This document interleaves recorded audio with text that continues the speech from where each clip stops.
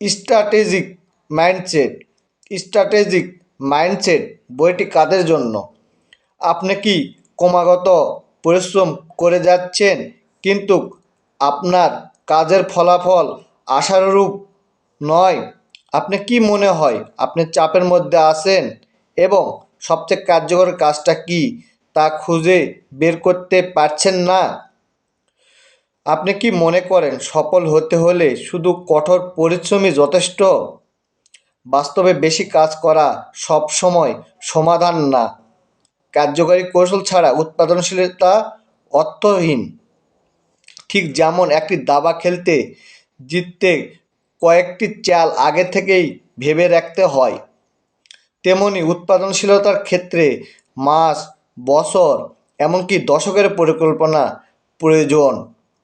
সঠিক কৌশলগত চিন্তার মাধ্যমে আপনি সময় বাঁচাতে পারেন এবং এমন অনেক লক্ষ্য অর্জন করতে পারেন যা অন্যথায় অসম্ভব মনে হতে পারে। অন্যভাবে বললে, আপনাকে এমন একটি দক্ষ বিকাশ করতে হবে যাকে আমি কৌশলগত উৎপাদনশীলতা বলি। প্রতিটি পদক্ষেপই হতে হবে তাৎপর্যপূর্ণ। আর আপনাকে এমন একটি পদক্ষেপের সন্ধান করতে হবে যা আপনার সাফল্যকে এক লাফে সামনের দিকে নিয়ে যাবে এবং আপনার জীবনকে উল্লেখযোগ্যভাবে উন্নত করবে। আপনি কি এই কৌশলগত উৎপাদনশীলতা সম্পর্কে আরও আগ্রহী জানতে? এই বইটি স্ট্র্যাটেজিক মাইন্ডসেট আপনার জন্য।